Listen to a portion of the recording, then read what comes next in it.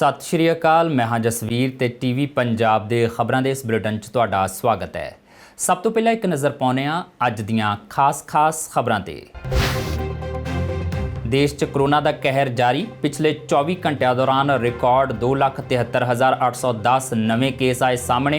Hong Kong ने लगाई भारत तो आउण वालीआं उड़ाणां ते रोक। ब्रिटेन के प्रधानमंत्री बोरिस जॉनसन ने टालिया भारत दौरा। कैप्टन सरकार ने वधाया रात के करफ्यू का समा। बुधवार को मोहाली च रहेगा लॉकडाउन। इस तो इलावा पंजाब भर च रहेगा वीकेंड लॉकडाउन। बेअदबी मामले च सीनियर वकील HS फूलका वालों वड्डा खुलासा। मामलिਆਂ च अकाली सरकार की सिख प्रचारकों को फसाउण दी सी योजना। राम रहीम नूं बचाउण लई बादलों ते साजिश रचण दे फूलका ने लगाए इल्जाम। बेअदबी मामले च इंसाफ ना मिलण दा ठीकरा रवनीत बिट्टू ने कुंवर विजय प्रताप सिंह सिर भन्निया। बिट्टू ने कहा कुंवर विजय की थां किसी काबिल अधिकारी नूं सौंपनी चाहिए सी जांच। उन्हां दी नलायकी कारण उठ रही ने कैप्टन सरकार ते उंगलां। ਅਤੇ 2022 ਦੀਆਂ ਚੋਣਾਂ ਲਈ ਫਿਰ ਇੱਕ ਵਾਰ ਇਕੱਠੇ ਹੋਏ ਸੁਖਦੇਵ ਸਿੰਘ ਢੀਂਡਸਾ ਤੇ ਰਣਜੀਤ ਸਿੰਘ ਬ੍ਰਹਮਪੁਰਾ ਦੋਵਾਂ ਆਗੂਆਂ ਨੇ ਸਾਂਝੀ ਪਾਰਟੀ ਬਣਾਉਣ ਦਾ ਕੀਤਾ ਐਲਾਨ। ਬ੍ਰਹਮਪੁਰਾ ਹੋਣਗੇ ਪਾਰਟੀ ਦੇ ਸਰਪ੍ਰਸਤ, ਸੁਖਦੇਵ ਢੀਂਡਸਾ ਹੋਣਗੇ ਪ੍ਰਧਾਨ। ਤੇ ਹੁਣ ਖਬਰਾਂ ਦਾ ਵਿਸਥਾਰ।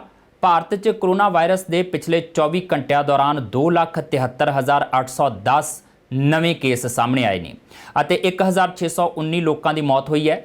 ਨਵੇਂ ਦਰਜ ਕੀਤੇ ਗਏ ਕੇਸਾਂ 'ਚ ਮਹਾਰਾਸ਼ਟਰ, ਉੱਤਰ ਪ੍ਰਦੇਸ਼, ਦਿੱਲੀ, ਛੱਤੀਸਗੜ੍ਹ, ਮੱਧ ਪ੍ਰਦੇਸ਼ ਸਭ ਤੋਂ ਅੱਗੇ ਨੇ।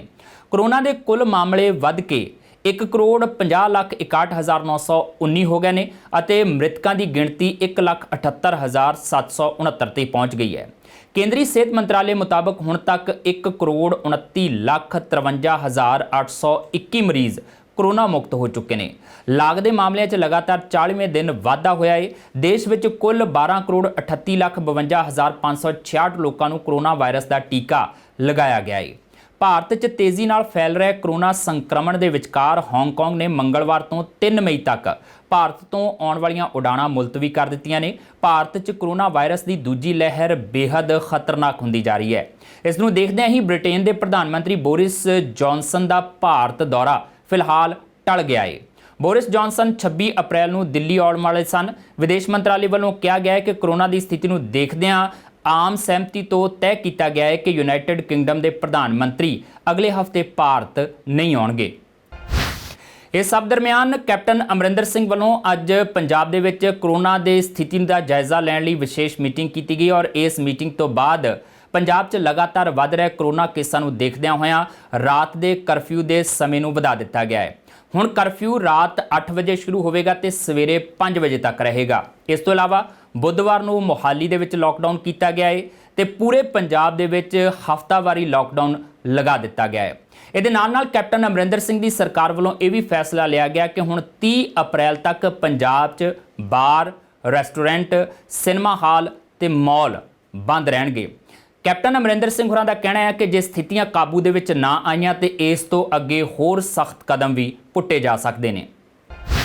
सीनियर वकील HS फूलका ने पंजाब के साबका बादल सरकार ते आरोप लगाया है कि वह बेअदबी का ठीकरा सिख प्रचारकों भाई पंथप्रीत सिंह, रणजीत सिंह ढड्डरियांवाला ते भाई हरजिंदर सिंह माझी सिर भन्नना चाहती सी ताकि बलात्कारी बाबा गुरमीत सिंह राम रहीम नूं क्लीन चिट दित्ती जा सके। फूलका मुताबक जेकर अजिहा हो जाता तो इतिहास ने सिख कौम नूं कदी मुआफ नहीं करना सी। फूलका ने कहा कि जस्टिस रणजीत सिंह कमीशन ने अपनी रिपोर्ट च दुध का दुध ते पानी का पानी कर दिता सी। लोड़ सिर्फ उस रिपोर्ट ते कार्रवाई करन दी सी। इस दे नाल ही फूलका ने नवजोत सिंह सिद्धू नूं बेनती की कि वह इस मामले च सरकार उत्ते दबाव पाउण ताकि सिखां नूं छेती तो छेती इंसाफ मिल सके। जिमें साल 2022 ਦੀਆਂ ਚੋਣਾਂ ਨਜ਼ਦੀਕ ਆ ਰਹੀਆਂ ਨੇ ਉਵੇਂ ਹੀ ਪੰਜਾਬ ਵਿੱਚ ਬੇਅਦਬੀ ਤੇ ਗੋਲੀकांड ਦਾ ਮੁੱਦਾ ਇੱਕ ਵਾਰ ਫਿਰ ਤੋਂ ਭਖ ਗਿਆ ਹੈ। ਪੰਜਾਬ ਵਿੱਚ ਹਾਈ ਕੋਰਟ ਵੱਲੋਂ ਕੋਟਕਪੂਰਾ ਕਾਂਡ ਦੀ ਸਿੱਟ ਭੰਗ ਕਰਕੇ ਨਵੀਂ ਬਣਾਉਣ ਦੇ ਹੁਕਮ ਤੋਂ ਬਾਅਦ ਸਿਆਸਤ ਗਰਮਾਈ ਹੋਈ ਹੈ। ਹੁਣ ਇਸ ਮਾਮਲੇ ਦੇ ਵਿੱਚ ਆਮ ਆਦਮੀ ਪਾਰਟੀ ਦੇ ਸਾਬਕਾ ਵਿਧਾਇਕ ਅਤੇ ਸੀਨੀਅਰ ਵਕੀਲ HS ਫੁਲਕਾ ਨੇ ਵੀ ਆਪਣੇ ਵਿਚਾਰ ਰੱਖੇ ਨੇ। फुलका ने कहा कि जस्टिस रणजीत सिंह कमीशन ने अपनी रिपोर्ट विच दुध दा दुध ते पानी दा पानी कर दिता सी। लोड़ सिर्फ उस रिपोर्ट उत्ते कार्रवाई करन दी है।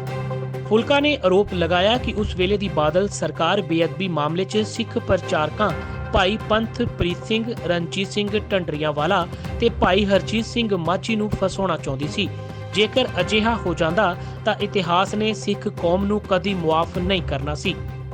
ਕਿ ਜਦੋਂ ਗੁਰੂ ਸਾਹਿਬ ਦੇ ਇਹਨਾਂ ਨੇ ਬੇਅਦਬੀ ਕੀਤੀ, ਜਦੋਂ ਗੁਰੂ ਸਾਹਿਬ ਦੇ 12 ਅਕਤੂਬਰ ਦੀ ਗੱਲ ਆ, ਗੁਰੂ ਸਾਹਿਬ ਦੇ ਅੰਗ ਉਹ ਰਾਮ ਰਹੀਮ ਦੇ ਚੇਲਿਆਂ ਨੇ ਜਾ ਕੇ ਉੱਥੇ ਰੋਲੇ, ਉਸ ਤੋਂ ਮਗਰੋਂ ਜੇ ਇਹ ਸਰਕਾਰ ਨੂੰ ਪੂਰੀ ਚੰਗੀ ਤਰ੍ਹਾਂ ਪਤਾ ਸੀ, ਭਲੀ ਭਾਂਤੀ ਸਰਕਾਰ ਨੂੰ ਪਤਾ ਸੀ ਕਿ ਕਿਸ ਨੇ ਕੀਤਾ, ਕਿਉਂਕਿ ਜਿੰਨੇ ਵੀ ਸੀਕੁਐਂਸ ਨੇ ਸਾਰੇ ਇਹ ਦਿਖਾ ਰਹੇ ਆ। ਤੁਸੀਂ ਇੱਕ ਦੇਖੋ, ਇਤਿਹਾਸ ਵਿੱਚ ਪਹਿਲੀ ਵਾਰੀ ਇਹ ਚੀਜ਼ ਹੋਈ ਆ ਕਿ ਇਸ ਤਰ੍ਹਾਂ ਦੇ ਕਰਕੇ ਜੇਕਰ ਇਹ ਸਾਡੇ ਗੁਰੂ ਦੀ ਬੇਅਦਬੀ ਕੀਤੀ ਜਾਵੇ, ਇਸ ਤਰ੍ਹਾਂ ਕਰਕੇ ਗੁਰੂ ਦੇ ਨਾਲ ਇਹ ਅੰਗ ਇਸ ਤਰ੍ਹਾਂ ਕਰਕੇ ਰੋਲੇ ਜਾਣ, ਤੇ ਉਸ ਤੋਂ ਮਗਰੋਂ ਉਸ ਟਾਈਮ ਵੇਲੇ ਦੀ ਸਰਕਾਰ, ਜੋ ਉਸ ਵੇਲੇ ਦੀ ਬਾਦਲ ਸਰਕਾਰ ਨੇ ਕੀ ਕੀਤਾ, ਉਹਨਾਂ ਦਾ ਪੂਰਾ ਪਲਾਨ ਸੀ ਜੋ ਸਿੱਖ ਪ੍ਰਚਾਰਕ ਆ ਉਹਨਾਂ ਦੇ ਉੱਪਰ ਹੀ ਪਾ ਦਿਓ। ਜੋ ਨਾਮੀ ਕਰਾਮੀ ਸਿੱਖ ਪ੍ਰਚਾਰਕ ਆ ਉਹਨਾਂ ਤੇ ਪਾ ਦਿਓ। ਜੇਕਰ ਇਹ ਆਪਣੀ ਇਸ ਵਿੱਚ ਇਹ ਸਾਜ਼ਿਸ਼ ਦੇ ਵਿੱਚੋਂ ਕਾਮਯਾਬ ਹੋ ਜਾਂਦੇ, ਇਤਿਹਾਸ ਦੇ ਵਿੱਚ ਚਲੇ ਜਾਣਾ ਸੀ, ਸਾਰੀਆਂ ਪੀੜ੍ਹੀਆਂ 'ਚ ਚਲੇ ਜਾਣਾ ਸੀ ਕਿ ਇਹ ਤਾਂ ਸਿੱਖ ਆਪਣੇ ਗੁਰੂ ਦੀ ਬੇਅਦਬੀ ਖੁਦ ਹੀ ਕਰਵਾਉਂਦੇ ਆ, ਇਹ ਤਾਂ ਸਿੱਖ ਆਪਣੇ ਗੁਰੂ ਦੇ ਅੰਗ ਪਾੜ ਕੇ ਖੁਦ ਹੀ ਉਹਨਾਂ ਨੂੰ ਰੂੜੀਆਂ ਤੇ ਰੋਲਦੇ ਆ। ਇਦੋਂ ਵੱਡੀ ਸ਼ਰਮ ਦੀ ਤੇ ਇਦੋਂ ਵੱਡਾ ਦਾਗ ਸਾਡੀ ਪੀੜ੍ਹੀ ਦੇ ਉੱਤੇ ਹੋਰ ਕਿਹੜਾ ਲੱਗਣਾ ਸੀ, ਜੋ ਇਹਨਾਂ ਨੇ ਪੂਰੀ ਕੋਸ਼ਿਸ਼ ਕੀਤੀ। ਇਹਨਾਂ ਦੀ ਪੂਰੀ ਕੋਸ਼ਿਸ਼ ਸੀ ਕਿ ਪੰਥਪ੍ਰੀਤ ਤੇ, ਢੱਡਰੀਆਂਵਾਲਿਆਂ ਤੇ ਮਾਝੀ ਤੇ ਉਹਨਾਂ ਦੇ ਨਾਮ ਲੈ ਦਿਓ, ਉਹਨਾਂ ਦੇ ਉੱਪਰ ਸਾਰਾ ਕੇਸ ਪਾ ਦਿਓ। ਫੁਲਕਾ ਨੇ ਕਿਹਾ ਕਿ ਉਹ ਵਿਧਾਨ ਸਭਾ ਅੰਦਰ ਵੀ ਜਸਟਿਸ ਰਣਜੀਤ ਸਿੰਘ ਕਮਿਸ਼ਨ ਦੀ ਰਿਪੋਰਟ ਦੇ ਆਧਾਰ ਉੱਤੇ ਅਕਾਲੀ ਦਲ ਦੇ ਸਾਬਕਾ ਮੁੱਖ ਮੰਤਰੀ ਤੇ ਤਤਕਾਲੀਨ ਡੀਜੀਪੀ ਦੇ ਨਾਮ FIR 'ਚ ਦਰਜ ਕਰਨ ਦੀ ਮੰਗ ਕਰ ਰਹੇ ਸਨ। ਉਸ ਵੇਲੇ ਨਵਜੋਤ ਸਿੰਘ ਸਿੱਧੂ ਸਮੇਤ ਕਿਸੇ ਨੇ ਉਹਨਾਂ ਦੀ ਗੱਲ ਨੂੰ ਗੰਭੀਰਤਾ ਨਾਲ ਨਹੀਂ ਲਿਆ ਤੇ ਉਹਨਾਂ ਆਪਣੇ ਅਹੁਦੇ ਤੋਂ ਅਸਤੀਫਾ ਦੇ ਦਿੱਤਾ। ਫੁਲਕਾ ਨੇ ਕਿਹਾ ਕਿ ਹਰ ਕੋਈ ਉਹਨਾਂ ਨੂੰ ਭਗੌੜਾ ਕਹਿ ਕੇ ਪ੍ਰਚਾਰਦਾ ਰਿਹਾ, ਪਰ ਉਹ ਇਸ ਦੀ ਪਰਵਾਹ ਨਹੀਂ ਕਰਦੇ। ਫੁਲਕਾ ਮੁਤਾਬਕ ਉਹਨਾਂ ਦਾ ਮਕਸਦ ਬੇਅਦਬੀ ਤੇ ਗੋਲੀकांड ਦੇ ਦੋਸ਼ੀਆਂ ਨੂੰ ਸਜ਼ਾ ਦਿਵਾਉਣਾ ਹੈ ਅਤੇ ਇਸ ਲਈ ਉਹ ਆਪਣੇ ਯਤਨ ਕਰਦੇ ਰਹਿਣਗੇ। ਮੈਂ ਇਹੀ ਚਾਹੁੰਦਾ ਸੀ ਵਿਧਾਨ ਸਭਾ ਦੇ ਵਿੱਚ ਕਿ ਵਿਧਾਨ ਸਭਾ 'ਚ ਮਤਾ ਪਾਸ ਹੋਵੇ ਜਾਂ ਵਿਧਾਨ ਸਭਾ ਦੇ ਵਿੱਚ ਐਕਸ਼ਨ ਟੇਕਨ ਰਿਪੋਰਟ ਇੱਕ ਹੋਰ ਸਰਕਾਰ ਫਾਈਲ ਕਰੇ, ਜਿਹਦੇ ਵਿੱਚ ਉਹ ਕਹੇ ਕਿ ਉਸ ਟਾਈਮ ਦਾ ਮੁੱਖ ਮੰਤਰੀ ਤੇ ਉਸ ਟਾਈਮ ਦਾ DGP ਉਹਨਾਂ ਦਾ ਰੋਲ ਇਨਕੁਆਇਰ ਕੀਤਾ ਜਾਊਗਾ। ਜੋ ਅੱਜ ਅਸੀਂ ਕਹਿ ਰਹੇ ਹਾਂ ਕਿ ਕਿਸੇ ਪੁਲਿਸ ਅਫਸਰ ਦੀ ਜ਼ਰੂਰਤ ਨਹੀਂ ਉਹਨਾਂ ਦਾ ਨਾਮ ਵਿੱਚ ਪਾਉਣ ਦੀ, ਇਹ ਜ਼ਰੂਰਤ ਤਾਂ ਉੱਥੇ ਵਿਧਾਨ ਸਭਾ ਦੇ ਵਿੱਚ ਇਹ MLA ਦੀ ਤੇ ਮੰਤਰੀਆਂ ਦੀ ਹੋਣੀ ਚਾਹੀਦੀ ਸੀ। ਉੱਥੇ ਕਹਿੰਦੇ ਤੇ ਫਿਰ ਦੇਖਦੇ ਕਿਵੇਂ ਪੁਲਿਸ ਅਫਸਰ ਉਹਨਾਂ ਦਾ ਦੀ ਇਨਕੁਆਇਰੀ ਨਹੀਂ ਸੀ ਕਰਦਾ। ਹਰ ਪੁਲਿਸ ਅਫਸਰ ਨੂੰ ਉਹਨਾਂ ਦਾ ਰੋਲ ਇਨਕੁਆਇਰ ਕਰਨਾ ਪੈਂਦਾ। ਰਣਜੀਤ ਸਿੰਘ ਕਮਿਸ਼ਨ ਦੇ ਵਿੱਚ ਉਹਨਾਂ ਦਾ ਰੋਲ ਪੂਰੀ ਤਰ੍ਹਾਂ ਖੋਲ ਕੇ ਰੱਖਿਆ ਪਿਆ। ਉਦੋਂ ਮੈਂ ਕਹਿੰਦਾ ਰਿਹਾ, ਰੌਲਾ ਪਾਉਂਦਾ ਰਿਹਾ। ਸਭ ਨੇ ਕਿਹਾ ਤੁਸੀਂ ਕਿਉਂ ਕਾਹਲੀ ਕਿਉਂ ਕਰਦੇ ਹੋ, ਤੁਸੀਂ ਕਿਉਂ ਇੰਨੇ ਉਤਾਵਲੇ ਹੋਏ ਹੋ। ਅੱਜ ਉਹ ਦੇਖੋ ਸਾਫ਼ ਗੱਲ ਹੋ ਰਹੀ ਹੈ। ਜਦੋਂ ਮਨ ਕੇ ਮੇਰੀ ਉੱਥੇ ਨਹੀਂ ਚੱਲੀ, ਕਿਸੇ ਨੇ ਸੁਣੀ ਨਹੀਂ, ਤਾਂ ਮੈਂ ਉਦੋਂ ਥ੍ਰੈਟ ਕੀਤਾ ਅਸਤੀਫਾ ਦੇਣ ਦਾ। ਜਦੋਂ ਫਿਰ ਵੀ ਮੇਰੀ ਨਹੀਂ ਸੁਣੀ, ਕਿਸੇ ਨੇ ਨਹੀਂ ਸੁਣੀ, ਕੱਲ ਮੈਂ ਸਿੱਧੂ ਨੂੰ ਵੀ ਇਹੀ ਲਿਖਿਆ, ਨਵਜੋਤ ਸਿੰਘ ਸਿੱਧੂ ਨੂੰ ਲਿਖਿਆ। ਉਦੋਂ ਮੈਂ ਤੁਹਾਨੂੰ ਕਹਿੰਦਾ ਰਿਹਾ, ਤੁਸੀਂ ਕਰਦੇ ਰਹੇ, ਕਰਵਾਵਾਂਗੇ, ਸਾਡੇ ਤੇ ਵਿਸ਼ਵਾਸ ਰੱਖੋ। ਤੁਹਾਡੇ ਦਾ ਵਿਸ਼ਵਾਸ ਕਰਨ ਦਾ ਆਹ ਨਤੀਜਾ ਨਿਕਲਿਆ। ਮੈਂ ਅਸਤੀਫਾ ਦਿੱਤਾ। ਜਦੋਂ ਮੈਂ ਅਸਤੀਫਾ ਦਿੱਤਾ ਇਸ ਗੱਲ ਕਰਕੇ ਕਿ ਕਮ ਸੇ ਕਮ ਇਹ ਤੋਂ ਬਾਅਦ ਹੀ ਹਿੱਲ ਜਾਣ, ਪਰ ਸਮਝ ਆ ਜੇ ਕੁਛ, ਉਦੋਂ ਠੀਕ ਹੈ ਆਪਣੀ ਮਰਜ਼ੀ। ਉਹਨਾਂ ਕਾਂਗਰਸ ਲੀਡਰਾਂ ਨੇ ਤਾਂ ਕਹਿਣਾ ਸੀ ਭਗੌੜਾ। ਸੰਗਤ ਵੀ ਮੈਨੂੰ ਭਗੌੜਾ ਕਹਿਣ ਲੱਗੀ, ਪਰ ਮੈਨੂੰ ਕੋਈ ਪਰਵਾਹ ਨਹੀਂ। ਫੁਲਕਾ ਨੇ ਉਮੀਦ ਜਤਾਈ ਕਿ ਨਵਜੋਤ ਸਿੰਘ ਸਿੱਧੂ ਹੁਣ ਬਿਨਾਂ ਕੋਈ ਟਾਈਮ ਖਰਾਬ ਕੀਤੇ ਇਸ ਮੁੱਦੇ ਉੱਪਰ ਕਦਮ ਚੁੱਕਣਗੇ ਅਤੇ ਇਸ ਕੇਸ ਦੇ ਦੋਸ਼ੀਆਂ ਨੂੰ ਸਜ਼ਾ ਦਿਵਾਉਣ ਦੇ ਲਈ ਅੱਗੇ ਆ ਕੇ ਪਹਿਲ ਕਰਨਗੇ।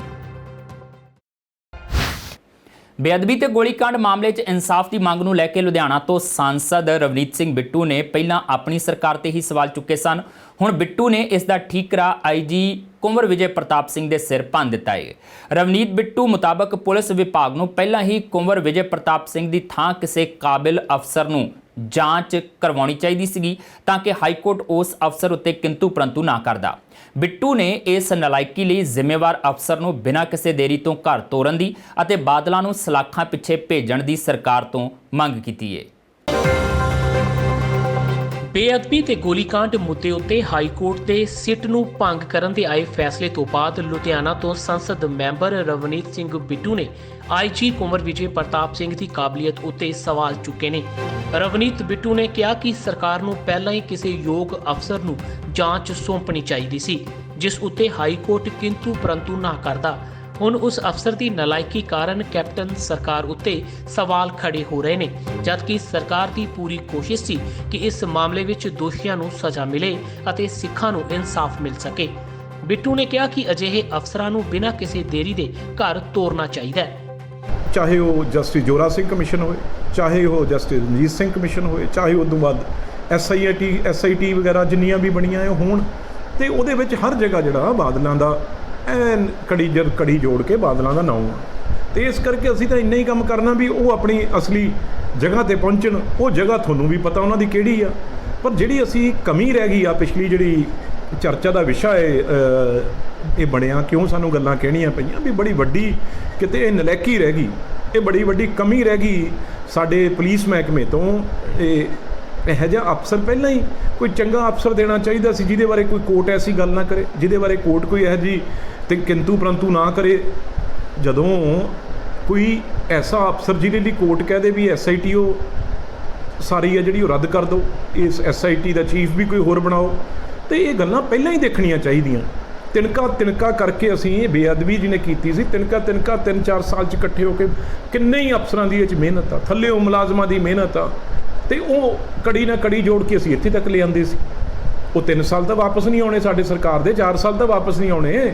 ਤੇ ਇਸ ਕਰਕੇ ਅਸੀਂ ਇਹੋ ਜਿਹੀ ਗਲਤੀ ਕੀਤੀ ਕਿਉਂ, ਜਿਹਦੇ ਕਰਕੇ ਇਹ ਜੱਜ ਸਾਹਿਬ ਨੇ ਇਹੋ ਜਿਹੀ ਜੱਜਮੈਂਟ ਸੁਣਾਈ ਹੈ। ਗੁੱਸਾ ਤਾਂ ਉਹ ਅਫਸਰਾਂ ਨੂੰ ਬਿਲਕੁਲ ਉਹਨਾਂ ਨੂੰ ਮੈਂ ਸਮਝਦਾ ਘਰੇ ਤੋਰਨਾ ਚਾਹੀਦਾ, ਜਿਨ੍ਹਾਂ ਨੇ ਇਹ ਕਮੀ ਛੱਡੀ ਆ। ਤੇ ਗੱਲ ਹੁਣ ਸਾਡੇ ਤੇ ਆਈ ਖੜੀ ਆ।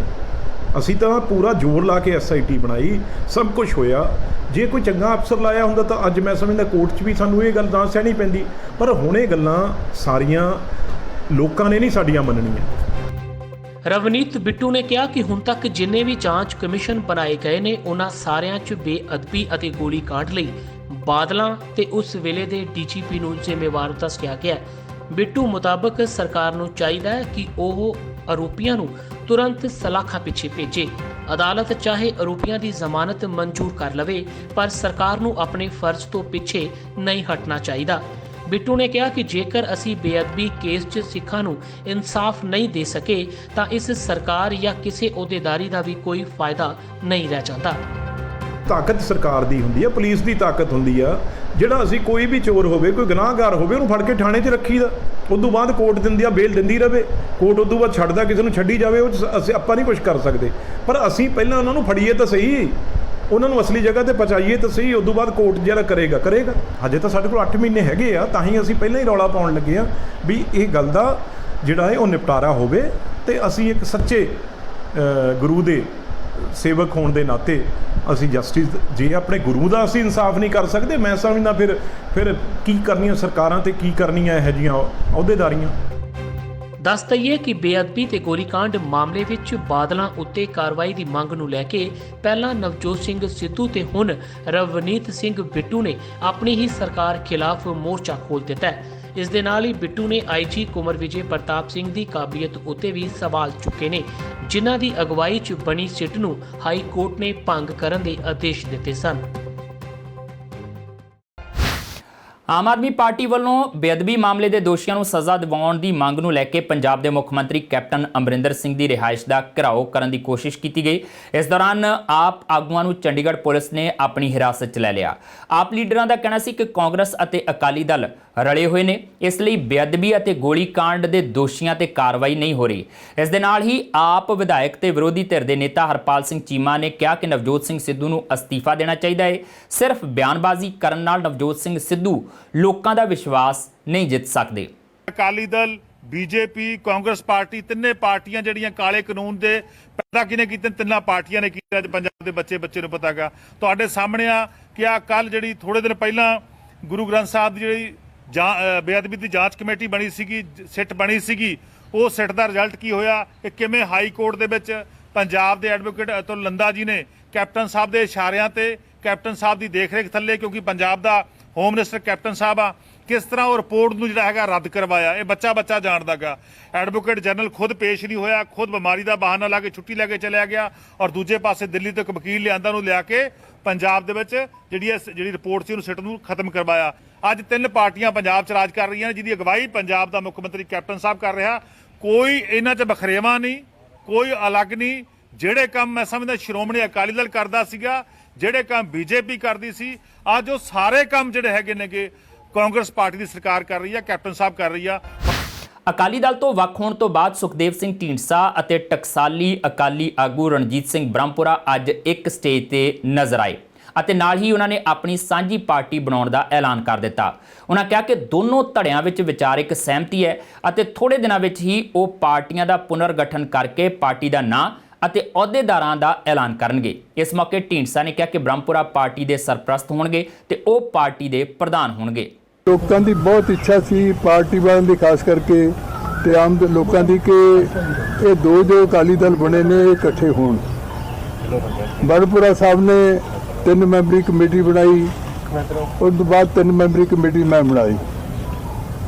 ਇਹਨਾਂ 6 ਮੈਂਬਰਾਂ ਨੇ ਮੀਟਿੰਗ ਕੀਤੀ। ਅੱਜ ਮੀਟਿੰਗ ਇਹਨਾਂ ਨੇ ਕੱਲ ਪਰਸੋਂ ਰੱਖੀ ਸੀ, ਪਰ ਲੋਕਡਾਊਨ ਕਰਕੇ ਇਹ ਮੀਟਿੰਗ ਪਰਸੋਂ ਨਹੀਂ ਕਰ ਸਕੇ, ਅੱਜ ਕੀਤੀ ਹੈ।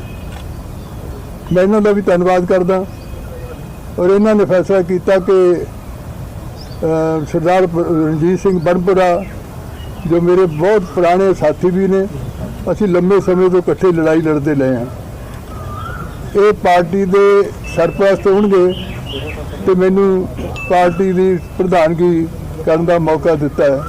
ਔਰ ਮੈਂ ਇਹਨਾਂ ਦਾ ਬਹੁਤ ਬਹੁਤ ਧੰਨਵਾਦ ਕਰਦਾ, ਔਰ ਖਾਸ ਕਰਕੇ ਬ੍ਰਹਮਪੁਰਾ ਜੀ ਦਾ ਧੰਨਵਾਦ ਕਰਦਾ ਕਿ ਇਹਨਾਂ ਨੇ ਸਾਡੀ ਇਹ ਪੁਰਾਣੀ ਜੋ ਅਸੀਂ ਬੜੀਆਂ ਲੜਾਈਆਂ ਲੜੀਆਂ, ਇਕੱਠੀਆਂ ਜੇਲ੍ਹਾਂ ਵੀ ਕੱਟੀਆਂ, ਤੇ ਅਸੀਂ ਕੋਈ ਇਹ ਤਾਂ ਹੈ ਨਹੀਂ ਸੀ ਕਿ ਅਸੀਂ ਸਿਧਾਂਤ ਤੇ ਛੱਡ ਕੇ ਆਏ। ਉਹੀ ਸਿਧਾਂਤ ਇਹਨਾਂ ਦਾ ਸੀ ਜਿਹਦੇ ਪਿੱਛੇ ਛੱਡ ਕੇ ਆਏ, ਉਹੀ ਸਿਧਾਂਤ ਮੇਰਾ ਸੀ ਜਿਹਦੇ ਪਿੱਛੇ ਛੱਡ ਕੇ ਆਏ। ਔਰ ਲੇਕਿਨ ਲੋਕਾਂ ਦੀ, ਖਾਸ ਕਰਕੇ ਸਾਡੇ ਵਰਕਰਾਂ ਦੀ ਸੀ ਕਿ ਇਹ ਦੋਨੋਂ ਇਕੱਠੇ ਹੋਣਗੇ ਤਾਂ ਗੱਲ ਬਣਦੀ ਹੈ। ਅਸੀਂ ਫੈਸਲਾ ਕੀਤਾ ਇਹਨਾਂ ਨੇ ਕਿ ਦੋਨੋਂ ਪਾਰਟੀਆਂ ਭੰਗ ਕਰਕੇ ਸਾਨੂੰ ਦੋਨਾਂ ਨੂੰ ਅਧਿਕਾਰ ਦਿੱਤੇ ਨੇ ਕਿ ਅਸੀਂ ਨਵੀਂ ਪਾਰਟੀ ਦਾ ਗਠਨ ਵੀ ਕਰਾਂਗੇ, ਔਰ ਨਵੀਂ ਜਿੰਨੇ ਜਥੇਬੰਦੀ ਹੈ ਉਹਦੀ ਜਿਹੜੀ ਸਿਲੈਕਸ਼ਨ ਹੈ ਉਹ ਵੀ ਅਸੀਂ ਕਰਾਂਗੇ। ਸੱਚਖੰਡ ਸ੍ਰੀ ਦਰਬਾਰ ਸਾਹਿਬ ਵਿਖੇ ਪੰਜਾਬੀ ਅਦਾਕਾਰਾ ਸੋਨੀਆ ਮਾਨ ਤੇ ਕਿਸਾਨ ਆਗੂ ਰਕੇਸ਼ ਟਕੈਤ ਦੇ ਪੁੱਤਰ ਗੌਰਵ ਟਕੈਤ ਨਤਮਸਤਕ ਹੋਏ ਅਤੇ ਕਿਸਾਨੀ ਅੰਦੋਲਨ ਦੀ ਸਫਲਤਾ ਲਈ ਅਰਦਾਸ ਕੀਤੀ। ਗੌਰਵ ਟਕੈਤ ਦਾ ਕਹਿਣਾ ਸੀ ਕਿ ਪੰਜਾਬ ਨੇ ਆਜ਼ਾਦੀ ਦੇ ਅੰਦੋਲਨ ਵਿੱਚ ਵੀ ਅਗਵਾਈ ਕੀਤੀ ਸੀ ਤੇ ਕਿਸਾਨੀ ਅੰਦੋਲਨ ਦੀ ਵੀ ਅਗਵਾਈ ਕਰ ਰਿਹਾ ਹੈ। ਪੰਜਾਬ ਵੱਲੋਂ ਲਗਾਈ ਚੰਗਿਆੜੀ ਹੁਣ ਭਾਂਬੜ ਬਣ ਚੁੱਕੀ ਹੈ ਤੇ ਕਿਸਾਨਾਂ ਦਾ ਅੰਦੋਲਨ ਸਾਜ਼ਿਸ਼ਾਂ ਦੇ ਬਾਵਜੂਦ ਸਫਲਤਾ ਵੱਲ ਵਧ ਰਿਹਾ ਹੈ। ਗੌਰਵ ਟਕੈਤ ਮੁਤਾਬਕ ਜਦੋਂ ਤੱਕ ਸਰਕਾਰ ਤਿੰਨੇ ਕਾਲੇ ਕਾਨੂੰਨ ਵਾਪਸ ਨਹੀਂ ਲੈਂਦੀ, ਉਦੋਂ ਤੱਕ ਕਿਸਾਨ ਦਿੱਲੀ ਦੀਆਂ ਸਰਹੱਦਾਂ ਤੇ ਡਟੇ ਰਹਿਣਗੇ। ਅੱਜ ਅੰਮ੍ਰਿਤਸਰ ਦੇ ਪਿੰਡ ਕੁਕੜਾਂਵਾਲਾ ਵਿਖੇ ਪੰਜਾਬੀ ਅਦਾਕਾਰ ਸੋਨੀਆ ਮਾਨ ਵੱਲੋਂ ਆਪਣੇ ਪਿਤਾ ਬਲਦੇਵ ਸਿੰਘ ਮਾਨ ਦੀ ਯਾਦ ਨੂੰ ਸਮਰਪਿਤ ਕਿਸਾਨ ਮਹਾ ਸੰਮੇਲਨ ਕਰਵਾਇਆ ਗਿਆ। ਇਸ ਤੋਂ ਪਹਿਲਾਂ ਸੋਨੀਆ ਮਾਨ ਕਿਸਾਨ ਆਗੂ ਰਕੇਸ਼ ਟਕੈਤ ਦੇ ਪੁੱਤਰ ਗੌਰਵ ਟਕੈਤ ਦੇ ਨਾਲ ਸੱਚਖੰਡ ਸ੍ਰੀ ਹਰਿਮੰਦਰ ਸਾਹਿਬ ਵਿਖੇ ਨਤਮਸਤਕ ਹੋਣ ਲਈ ਪਹੁੰਚੀ। ਇੱਥੇ ਉਹਨਾਂ ਇਲਾਹੀ ਬਾਣੀ ਦਾ ਸਰਵਣ ਕੀਤਾ ਅਤੇ ਕਿਸਾਨੀ ਅੰਦੋਲਨ ਦੀ ਸਫਲਤਾ ਲਈ ਅਰਦਾਸ ਕੀਤੀ। ਇਸ ਮੌਕੇ ਸ਼੍ਰੋਮਣੀ ਗੁਰਦੁਆਰਾ ਪ੍ਰਬੰਧਕ ਕਮੇਟੀ ਵੱਲੋਂ ਸੋਨੀਆ ਮਾਨ ਤੇ ਗੌਰਵ ਟਕੈਤ ਨੂੰ ਸਨਮਾਨਿਤ ਕੀਤਾ ਗਿਆ। ਗੌਰਵ ਟਕੈਤ ਦਾ ਕਹਿਣਾ ਸੀ ਕਿ ਕਿਸਾਨ ਅੰਦੋਲਨ ਖਿਲਾਫ ਨਿਤ ਦਿਨ ਸਾਜ਼ਿਸ਼ਾਂ ਹੋ ਰਹੀਆਂ ਨੇ, ਪਰ ਇਹ ਵਾਹਿਗੁਰੂ ਜੀ ਦੀ ਕਿਰਪਾ ਹੈ ਕਿ ਅੰਦੋਲਨ ਸਫਲਤਾ ਵੱਲ ਅੱਗੇ ਵਧ ਰਿਹਾ ਹੈ। ਗੌਰਵ ਟਕੈਤ ਮੁਤਾਬਕ ਜਦੋਂ ਤੱਕ ਸਰਕਾਰ ਤਿੰਨੇ ਕਾਲੇ ਕਾਨੂੰਨ ਵਾਪਸ ਨਹੀਂ ਲੈਂਦੀ, ਉਦੋਂ ਤੱਕ ਕਿਸਾਨ ਦਿੱਲੀ ਦੀਆਂ ਸਰਹੱਦਾਂ ਉੱਤੇ ਡਟੇ ਰਹਿਣਗੇ। ਗੌਰਵ ਟਕੈਤ ਨੇ ਕਿਹਾ ਕਿ ਆਜ਼ਾਦੀ ਦੇ ਅੰਦੋਲਨ ਵਾਂਗ ਪੰਜਾਬ ਕਿਸਾਨੀ ਅੰਦੋਲਨ ਦੀ ਵੀ ਅਗਵਾਈ ਕਰ ਰਿਹਾ ਹੈ ਅਤੇ ਉਸ ਵੱਲੋਂ ਲਗਾਈ ਚਿੰਗਾਰੀ ਹੁਣ ਦੇਸ਼ ਭਰ ਵਿੱਚ ਭਾਂਬੜ ਬਣ ਰਹੀ ਹੈ। देखो आंदोलन चल रहा और क्रांति की धरा पहले से, जब से आज़ादी का भी अगर आंदोलन देखें, आज़ादी की जब भी लड़ाई थी तो वो भी पंजाब से शुरू हुई, और जिस तरीके से इस आंदोलन की अगुवाई भी पंजाब ने की। पंजाब के बाद में पूरे देश भर में ये आंदोलन फैला, तो आज जो है मत्था टेक के उस आंदोलन की सफलता के लिए सभी आए हैं। और एक किसान पंचायत भी आज अमृतसर में है, उसमें सभी जो किसान लीडर हैं वे सब लोग रहेंगे, सब जो आप यहाँ के किसान हैं वे सब लोग रहेंगे। देखो ये तो भाई शरारती तत्व जब से आंदोलन चल रहा है, अगर पहले दिन से इस आंदोलन को देखें तो षड्यंत्र जितने रचे गए, अगर 142-43 दिन हो गए आज आंदोलन को, तो 143 ही आंदोलन पे जो है षड्यंत्र रचे गए। लेकिन उस परमात्मा की वाहिगुरु की मेहर रही कि आंदोलन सफलता की ओर है और जो संघर्ष किसान कर रहा है वो बेकार नहीं जाएगा। ਉੱਥੇ ਹੀ ਸੋਨੀਆ ਮਾਨ ਨੇ ਕਿਹਾ ਕਿ ਉਹ ਆਪਣੇ ਪਿਤਾ ਬਲਦੇਵ ਸਿੰਘ ਮਾਨ ਦੀ ਯਾਦ ਵਿੱਚ ਕਿਸਾਨ ਮਹਾਂ ਸੰਮੇਲਨ ਕਰਵਾ ਰਹੀ ਹੈ, ਜੋ ਮਾਝੇ ਦੇ ਵੱਡੇ ਕਿਸਾਨ ਆਗੂ ਸਨ। ਸੋਨੀਆ ਮਾਨ ਮੁਤਾਬਕ ਕਿਸਾਨੀ ਸੰਘਰਸ਼ ਵਿੱਚ ਮਾਝਾ ਥੋੜਾ ਪਿਛੜਦਾ ਨਜ਼ਰ ਆ ਰਿਹਾ ਸੀ, ਪਰ ਹੁਣ ਇਹ ਸ਼ਿਕਾਇਤ ਨਹੀਂ ਰਹੇਗੀ। ਮੇਰੇ ਪਿਤਾ ਸਰਦਾਰ ਬਲਦੇਵ ਸਿੰਘ ਮਾਨ ਕੀਰਤੀ ਕਿਸਾਨ ਯੂਨੀਅਨ ਦੇ ਪ੍ਰੈਜ਼ੀਡੈਂਟ ਸੀਗੇ ਔਰ ਜਿਵੇਂ ਉਗਰਾਹਾਂ ਜਥੇਬੰਦੀ ਹੈ ਅੱਜ, ਉਵੇਂ ਹੀ ਮਾਝੇ ਦੇ ਵਿੱਚ ਜੇ ਤੁਸੀਂ ਸਰਚ ਕਰੋਗੇ ਸਭ ਤੋਂ ਵੱਡੀ ਕੀਰਤੀ ਕਿਸਾਨ ਯੂਨੀਅਨ ਸੀਗੀ। ਅੱਜ ਜੇ ਉਹ ਹੁੰਦੇ ਤੇ ਅੰਦੋਲਨ 'ਚ ਸਭ ਤੋਂ ਅੱਗੇ ਹੁੰਦੇ। ਪੁਰਾਣੇ ਲੀਡਰ ਸਾਰੇ ਜਾਣਦੇ ਆ, ਇਸੇ ਕਰਕੇ ਉੱਥੇ ਆ ਰਹੇ ਨੇ ਔਰ ਹਰ ਸਾਲ ਉਹਨਾਂ ਦੀ ਬਰਸੀ ਮਨਾਈ ਜਾਂਦੀ ਸੀਗੀ। ਬਟ ਮੈਂ ਕੀ ਸੋਚਿਆ, ਨਹੀਂ ਮੈਂ ਬਰਸੀ ਨਹੀਂ, ਮੈਂ ਇੱਕ ਕਿਸਾਨੀ ਸਭਾ ਕਰਾਉਂਗੀ ਯਾਦ ਦੇ ਵਿੱਚ, ਬਿਕਾਜ਼ ਉਹ ਕਿਸਾਨ ਲੀਡਰ ਸੀਗੇ ਔਰ ਤਾਂ ਕਿ ਕਿਸਾਨਾਂ ਨੂੰ ਮਾਝਾ ਬਹੁਤ ਪਿੱਛੇ ਰਹਿ ਗਿਆ ਸੀਗਾ, ਮਾਝੇ ਨੂੰ ਵੀ ਉਠਾ ਕੇ ਦਿੱਲੀ ਲੈ ਕੇ ਜਾਣ ਦੀ ਬਹੁਤ ਲੋੜ ਹੈ। ਮੈਂ ਪਿੱਛੇ ਰਾਜਸਥਾਨ ਮਹਾਪੰਚਾਇਤਾਂ 'ਚ ਗਈ ਹਾਂ, ਹਰਿਆਣਾ ਮਹਾਪੰਚਾਇਤਾਂ 'ਚ ਗਈ ਹਾਂ, ਯੂਪੀ ਮਹਾਪੰਚਾਇਤਾਂ ਦੇ ਵਿੱਚ ਗਈ ਹਾਂ, ਜਦ ਕਿ ਮਾਲ ਵਿੱਚ ਵੀ ਗਈ ਹਾਂ, ਬਟ ਮਾਝਾ ਬਹੁਤ ਪਿੱਛੇ ਸੀਗਾ। ਫਿਰ ਮੈਂ ਪਿੰਡ ਦੇ ਵਿੱਚ ਜਾ ਕੇ ਕੰਮ ਕੀਤਾ, ਸਾਰਿਆਂ ਨੂੰ ਇਹੀ ਕਿਹਾ ਹੈ, ਇਹੀ ਰਿਕੁਐਸਟ ਕੀਤੀ ਹੈ ਵੀ ਜਦੋਂ ਤੱਕ ਸਾਡੇ 3 ਬਿੱਲ ਰੱਦ ਨਹੀਂ ਹੋ ਜਾਂਦੇ ਉਦੋਂ ਤੱਕ ਤੁਸੀਂ ਕਿਸੇ ਵੀ ਸਿਆਸੀ ਰੈਲੀਆਂ 'ਚ ਨਾ ਜਾਓ, ਉਦੋਂ ਤੱਕ ਸਿਰਫ ਕਿਸਾਨੀ ਝੰਡੇ ਥੱਲੇ ਰਹੋ। ਦੱਸ ਦਈਏ ਕਿ ਅੰਮ੍ਰਿਤਸਰ ਦੇ ਪਿੰਡ ਕੁਕੜਾਂਵਾਲਾ 'ਚ ਹੋ ਰਹੇ ਕਿਸਾਨ ਅੰਦੋਲਨ 'ਚ ਭਾਗ ਲੈਣ ਲਈ ਵੱਡੇ ਕਿਸਾਨ ਲੀਡਰ ਅਤੇ ਪੰਜਾਬੀ ਕਲਾਕਾਰ ਪਹੁੰਚ ਰਹੇ ਨੇ। ਇਸ ਤੋਂ ਪਹਿਲਾਂ ਸੋਨੀਆ ਮਾਨ ਤੇ ਗੌਰਵ ਟਿਕੈਤ ਵੱਲੋਂ ਸੱਚਖੰਡ ਸ੍ਰੀ ਹਰਿਮੰਦਰ ਸਾਹਿਬ ਵਿਖੇ ਨਤਮਸਤਕ ਹੋ ਕੇ ਕਿਸਾਨੀ ਸੰਘਰਸ਼ ਦੀ ਸਫਲਤਾ ਲਈ ਅਰਦਾਸ ਵੀ ਕੀਤੀ ਗਈ ਹੈ। ਕੇਂਦਰ ਤੇ ਹਰਿਆਣਾ ਸਰਕਾਰ ਵੱਲੋਂ ਦਿੱਲੀ ਦੀਆਂ ਸਰਹੱਦਾਂ ਤੇ ਬੈਠੇ ਕਿਸਾਨਾਂ ਨੂੰ ਖਦੇੜਨ ਲਈ ਆਪਰੇਸ਼ਨ ਕਲੀਨ ਚਲਾਇਆ ਜਾ ਸਕਦਾ ਹੈ। ਮੀਡੀਆ 'ਚ ਇਸ ਤਰ੍ਹਾਂ ਦੀਆਂ ਕਨਸੂਆਂ ਸਾਹਮਣੇ ਆਉਣ ਮਗਰੋਂ ਕਿਸਾਨ ਆਗੂਆਂ ਨੇ ਸਰਕਾਰ ਨੂੰ ਸਖਤ ਲਫ਼ਜ਼ਾਂ 'ਚ ਚੇਤਾਵਨੀ ਦਿੱਤੀ ਸੀ। ਹੁਣ ਫਤਿਹਗੜ੍ਹ ਸਾਹਿਬ ਵਿਖੇ ਹੋਈ ਸਰਪੰਚ ਯੂਨੀਅਨ ਦੀ ਸੂਬਾ ਪੱਧਰੀ ਮੀਟਿੰਗ 'ਚ ਕੇਂਦਰ ਸਰਕਾਰ ਨੂੰ ਚੇਤਾਵਨੀ ਦਿੱਤੀ ਗਈ ਹੈ ਕਿ ਜੇਕਰ ਅਜਿਹਾ ਕੁਝ ਕਰਨ ਦੀ ਕੋਸ਼ਿਸ਼ ਕੀਤੀ ਗਈ ਤਾਂ ਦੇਸ਼ ਦੇ ਸਮੁੱਚੇ ਕਿਸਾਨ ਦਿੱਲੀ ਦੀਆਂ ਸਰਹੱਦਾਂ ਤੇ ਜੁਟ ਜਾਣਗੇ। ਸਰਪੰਚ ਯੂਨੀਅਨ ਮੁਤਾਬਕ ਕਣਕ ਦੀ ਕਟਾਈ ਮਗਰੋਂ ਇੱਕ ਵਾਰ ਫਿਰ ਕਿਸਾਨੀ ਅੰਦੋਲਨ 'ਚ ਜੋਸ਼ ਭਰੇਗਾ ਅਤੇ ਸਰਕਾਰ ਨੂੰ ਖੇਤੀ ਕਾਨੂੰਨ ਰੱਦ ਕਰਨ ਲਈ ਮਜਬੂਰ ਹੋਣਾ ਪਵੇਗਾ।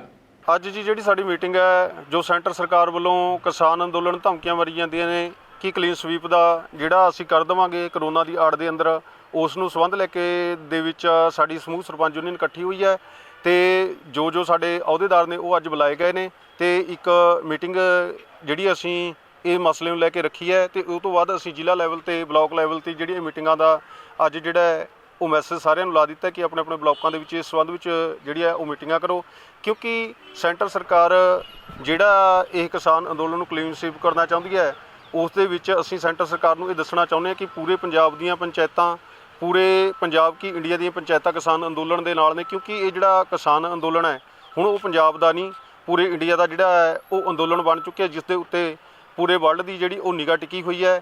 ਜੇ ਸੈਂਟਰ ਸਰਕਾਰ ਨੇ ਕਿਸੇ ਵੀ ਸੰਬੰਧ ਵਿੱਚ ਕਰੋਨਾ ਦੀ ਆੜ ਲੈ ਕੇ ਜਾਂ ਕਿਸੇ ਹੋਰ ਆੜ ਦੇ ਅੰਦਰ ਕਿਸਾਨ ਅੰਦੋਲਨ ਨੂੰ ਜਿਹੜਾ ਹੈ ਬਲ ਪ੍ਰਯੋਗ ਕਰਨਾ ਚਾਹਿਆ ਕਿਸਾਨ ਅੰਦੋਲਨ ਤੇ ਜਾਂ ਕਰੋਨਾ ਦੀ ਆੜ ਦੇ ਵਿੱਚ ਕਿਸਾਨ ਅੰਦੋਲਨ ਨੂੰ ਉਠਾਉਣ ਦੀ ਕੋਸ਼ਿਸ਼ ਕੀਤੀ ਤਾਂ ਇਹ ਜਿਹੜੇ ਨਤੀਜੇ ਨੇ ਉਹ ਬਹੁਤ ਗੰਭੀਰ ਨਿਕਲਣਗੇ। ਕਣਕ ਦੇ ਖਰੀਦ ਪ੍ਰਬੰਧਾਂ ਨੂੰ ਲੈ ਕੇ ਕੈਪਟਨ ਸਰਕਾਰ ਵੱਲੋਂ ਵੱਡੇ ਦਾਅਵੇ ਕੀਤੇ ਗਏ ਸਨ, ਪਰ ਅਸਲੀਅਤ ਕੁਝ ਹੋਰ ਹੀ ਨਜ਼ਰ ਆ ਰਹੀ ਹੈ।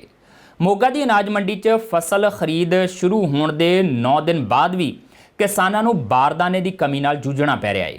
ਕਿਸਾਨਾਂ ਮੁਤਾਬਕ ਕਣਕ ਦੀ ਲਿਫਟਿੰਗ ਨਹੀਂ ਹੋ ਰਹੀ ਅਤੇ ਬਾਰਦਾਨੇ ਦੀ ਕਮੀ ਕਾਰਨ ਉਹਨਾਂ ਦੀ ਫਸਲ ਖੁੱਲ੍ਹੇ ਅਸਮਾਨ ਹੇਠਾਂ ਖਰਾਬ ਹੋ ਰਹੀ ਹੈ। ਉਹਨਾਂ ਸਰਕਾਰ ਅੱਗੇ ਮੰਗ ਕੀਤੀ ਕਿ ਫੋਕੇ ਦਾਅਵੇ ਕਰਨ ਦੀ ਥਾਂ ਬਾਰਦਾਨਾ ਮੰਡੀਆਂ 'ਚ ਭੇਜੇ ਤਾਂ ਕਿ ਉਹਨਾਂ ਦੀ ਖੱਜਲ ਖੁਆਰੀ ਰੋਕੀ ਜਾ ਸਕੇ। ਸਾਡੇ ਇੱਥੇ ਤਕਰੀਬਨ ਹਰੇਕ ਕਿਸਾਨ ਨੂੰ 2 ਤੋਂ 3 ਦਿਨ ਰਹਿਣਾ ਪੈਂਦਾ, ਬਹੁਤ ਹੀ ਮੁਸ਼ਕਲਾਂ, ਕਿਉਂਕਿ ਮੰਡੀ 'ਚੋਂ ਨਾ ਤਾਂ ਲਿਫਟਿੰਗ ਹੋ ਰਹੀ ਹੈ, ਨਾ ਬਾਰਦਾਨਾ ਮਿਲ ਰਿਹਾ। ਬਾਰਦਾਨਾ ਨਾ ਮਿਲਣ ਦੀ ਵਜ੍ਹਾ ਕਰਕੇ ਕਣਕ ਦੀ ਭਰਾਈ ਨਹੀਂ ਹੋ ਰਹੀ। ਉੱਪਰ ਮੌਸਮ ਬਹੁਤ ਖਰਾਬ ਆ, ਰਾਤ ਨੂੰ ਤਰਪਾਲਾਂ ਪਾਉਣੀਆਂ ਪੈਂਦੀਆਂ, ਦਿਨੇ ਤਰਪਾਲਾਂ ਪਾਉਣੀਆਂ ਪੈਂਦੀਆਂ। ਜਦੋਂ ਆੜ੍ਹਤੀਆਂ ਨੂੰ ਅਸੀਂ ਭਰਨ ਬਾਰੇ ਕਹਿੰਦੇ ਉਹ ਕਹਿੰਦੇ ਸਾਡੇ ਕੋਲੇ ਬਾਰਦਾਨਾ ਹੈ ਨਹੀਂ। ਸਰਕਾਰ ਵਾਰ-ਵਾਰ ਇਹੀ ਬਿਆਨ ਦੇ ਰਹੀ ਹੈ ਵੀ ਜਿਹੜਾ ਮੰਡੀਆਂ ਦੇ ਮੁਕੰਮਲ ਪ੍ਰਬੰਧ ਹੋ ਚੁੱਕੇ ਆ, ਪਰ ਇੱਥੇ ਜ਼ਮੀਨੀ ਹਕੀਕਤ ਕੁਝ ਹੋਰ ਆ। ਸਾਡੇ ਕੋਲੇ ਦਾ ਪ੍ਰਬੰਧ ਸਾਨੂੰ ਦਿਖਦੇ ਨਹੀਂ, ਕਿਉਂਕਿ ਮੰਡੀਆਂ 'ਚ ਬਾਰਦਾਨੇ ਦੇ ਢੇਰ ਲੱਗੇ ਦੇਖ ਸਕਦੇ ਆ ਤੁਸੀਂ। ਇਸ ਕਰਕੇ ਨਾ ਬਾਰਦਾਨਾ ਮਿਲ ਰਿਹਾ, ਨਾ ਭਰਾਈ ਹੋ ਰਹੀ ਆ ਕਣਕ ਦੀ, ਨਾ ਇੱਥੇ ਜਗ੍ਹਾ ਮਿਲ ਰਹੀ ਆ ਲਾਉਣ ਨੂੰ ਨਵੀਂ ਕਣਕ। ਉਹ ਸਾਡੀਆਂ ਟਰਾਲੀਆਂ 'ਚ ਭਰੀਆਂ ਖੜੀਆਂ, 2-2 ਦਿਨ ਤੋਂ 3-3 ਦਿਨ ਤੋਂ ਅਸੀਂ ਮੰਡੀਆਂ 'ਚ ਰੋਲ ਰਹੇ ਹਾਂ। ਇਹ 'ਚ ਸਰਕਾਰ ਦੀ ਨਲਾਇਕੀ ਲਾ ਲਈਏ, ਜਿੱਦਾਂ ਕਿ ਪਿੱਛੋਂ ਵੀ ਸੈਂਟਰ ਗੌਰਮੈਂਟ ਨੇ ਵੀ ਆਪਾਂ ਨੂੰ ਬਾਰਦਾਨਾ ਦੇਣ ਤੋਂ ਮਨਾ ਕਰਤਾ ਸੀਗਾ ਜੀ। ਐਤਕੀ ਪਲਾਸਟਿਕ ਦੀਆਂ ਬੋਰੀਆਂ ਪੰਜਾਬ ਗੌਰਮੈਂਟ ਦੇ ਰਹੀ ਆ, ਪਰ ਪੂਰੀਆਂ ਨਹੀਂ ਦੇ ਰਹੀ, ਹਜੇ ਸਮੇਂ ਸਿਰ ਪਹੁੰਚ ਨਹੀਂ ਰਹੀਆਂ ਜੀ। ਇਸ ਕਰਕੇ ਮਤਲਬ ਸਾਨੂੰ ਇਹੀ ਮੰਗ ਕਰਦੇ ਆ, ਬਾਰਦਾਨਾ ਜਲਦੀ ਇੱਥੇ ਪਹੁੰਚੇ ਤੇ ਮਾਲ ਭਰਿਆ ਜਾਵੇ ਤੇ ਜ਼ਿਮੀਂਦਾਰ ਨੂੰ ਸੌਖਾ ਸਾਹ ਆਵੇ ਜੀ। ਨਗਰ ਕੌਂਸਲ ਖਰੜ ਦੀ ਪ੍ਰਧਾਨਗੀ ਅਤੇ ਬਾਕੀ ਅਹੁਦੇਦਾਰਾਂ ਦੀ ਚੋਣ ਮੌਕੇ ਹਾਲਾਤ ਉਸ ਸਮੇਂ ਵਿਗੜ ਗਏ ਜਦ ਮੀਟਿੰਗ ਹਾਲ 'ਚ ਕਾਂਗਰਸ, ਅਕਾਲੀ ਦਲ ਤੇ ਆਜ਼ਾਦ ਉਮੀਦਵਾਰਾਂ ਵੱਲੋਂ ਰੌਲਾ ਪਾਉਣਾ ਸ਼ੁਰੂ ਕਰ ਦਿੱਤਾ ਗਿਆ। ਇਸ ਸਥਿਤੀ ਨੂੰ ਵੇਖਦੇ ਹੋਏ ਚੋਣ ਕਨਵੀਨਰ ਅਤੇ ਐਸਡੀਐਮ ਖਰੜ ਵੱਲੋਂ ਅਹੁਦੇਦਾਰਾਂ ਦੀ ਚੋਣ ਨੂੰ ਮੁਲਤਵੀ ਕਰ ਦਿੱਤਾ ਗਿਆ। ਇਸ ਤੋਂ ਪਹਿਲਾਂ ਅਕਾਲੀ ਦਲ ਨੇ ਦਾਅਵਾ ਕੀਤਾ ਸੀ ਕਿ ਕਾਂਗਰਸ ਦੇ 12 ਦੇ ਮੁਕਾਬਲੇ ਉਸ ਦੇ 15 ਕੌਂਸਲਰ ਮੌਕੇ ਤੇ ਹਾਜ਼ਰ ਨੇ।